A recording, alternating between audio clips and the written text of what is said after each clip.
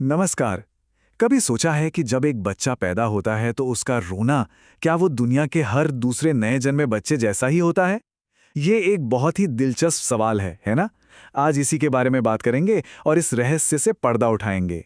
तो सवाल बड़ा सीधा सा है। सोचिए, एक बच्चा जो जापान में पैदा हुआ है और दूसरा मान लीजिए ब्राजील में। जब वो दोनों रोते हैं तो क्या उनकी आवाज बिल्कुल एक जैसी होती है या फिर उसमें कोई फर्क होता है? और इसका जवाब थोड़ा सा पेचीदा है।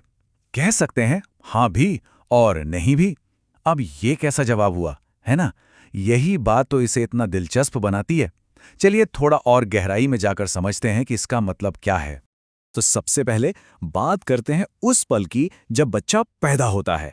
जन्म के ठीक बाद क्या होता है, क्योंकि हमारे इस सवाल के जवाब का जो पहला हिस्सा है ना, वो वहीं छिपा है। देखिए, जब बच्चा पैदा होता है तो उसका रोना असल में एक बायोलॉजिकल रिएक्शन है। ये बस बताने का एक तरीका है कि उसे भूख लगी है या कोई तकलीफ है।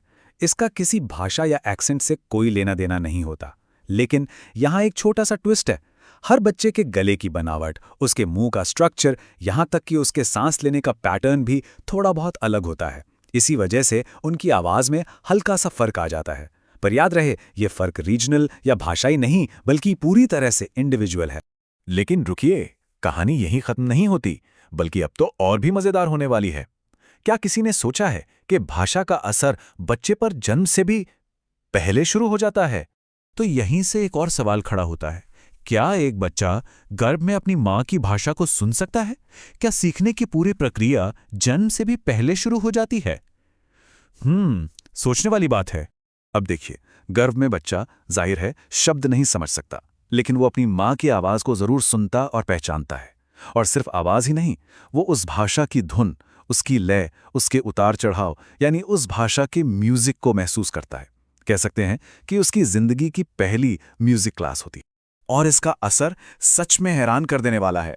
ये जो गर्भ में सुनना होता है ना, ये बच्चे के रोने के सुर और ताल को भी थोड़ा बहुत बदल सकता है। जैसे कुछ स्टडीज में ये बात सामने आई है कि जिन बच्चों की माँ फ्रेंच बोलती हैं, उनके रोने की मेलोडी में उस भाषा की एक खास लय झलकते हैं। कमाल है ना? चलिए, अब बच्चे के जन्म के बाद की दुनिया में आते हैं। बात करते हैं जिंदगी के पहले साल की, क्योंकि भाषा सीखने का जो असली सफर है वो यहीं से शुरू होता है।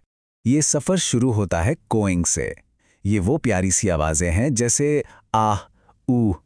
ये पहली बार होता है जब बच्चा सिर्फ रो नहीं रहा, बल्कि कुछ और आवाजें निकालने की कोशिश कर रहा है। क्विंग के बाद आता है अगला स्टेज, जिससे कहते हैं बैबलिंग। इसमें बच्चे बाबा, दादा, मामा जैसे सिलेबल्स को दोहराना शुरू करते हैं। और सबसे मजेदार बात यह है कि शुरुआत में चाहे बच्चा कहीं भी पैदा हुआ हो, उसका ये बैबलिंग पूरी दुनिया में लगभग एक जैसा ही होता है। तो ये टाइमलाइन पूरी कहानी को बड़े अच्छे से समझाती है। पहले कुछ महीने तो रोना, फिर कूइंग, फिर बैबलिंग, जो सबके लिए एक जैसा है। लेकिन असली मोड़ आता है 6 से 9 महीने के बीच। इस दौरान बच्चा अपने आसपास जो भाषा सुन रहा होता है, उसकी नकल करना शुरू कर देता है। अब उसका बाबा थोड़ा थोड़ा उस भाषा की ध्वनियों जैसा सुनाई देने लगता है। यहीं से कह सकते हैं कि भाषा में स्पेशलाइजेशन शुरू हो जाता है। तो अब सवाल ये उठता है कि ये जो यूनिवर्सल बैबलिंग था, जो सबका एक जैसा था, वो एक खास एक्सेंट या लहजे में कैसे बदल जाता है? चलिए इस प्रोसेस को भी समझते हैं। ये प्रोसेस असल में 3 स्टेप्स में होता है। स्टेप 1, बच्चा लगातार अपने आसपास की भाषा और उसकी ध्वनियों को सुनता है। स्टेप 2, उसका दिमाग धीरे धीरे इन खास ध्वनियों के हिसाब से खुद को ढाल लेता है। और स्टेप 3, आखिर में ये एक्सेंट उसके लिए इतना नेचुरल हो जाता है कि वो बिना सोचे समझे उसी लहजे में बोलने लगता है।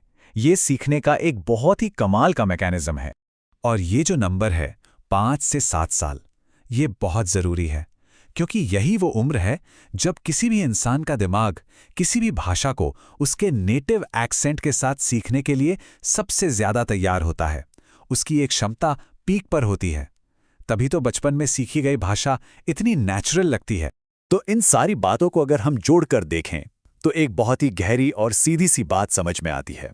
बात बस इतनी सी है कि कोई भी बच्चा किसी देश या भाषा के साथ पैदा नहीं होता। वो वही बनता है जो वो अपने आसपास सुनता है। हमारा एक्सेंट, हमारी भाषा, ये सब हमें विरासत में नहीं मिलती, हम इसे अपने माहौल से सीखते हैं।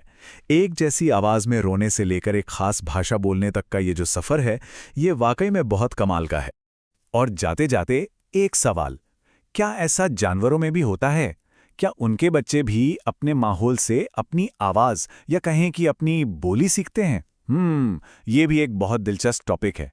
शायद इस पर फिर कभी बात करेंगे। हमारे साथ जुड़ने के लिए बहुत बहुत शुक्रिया।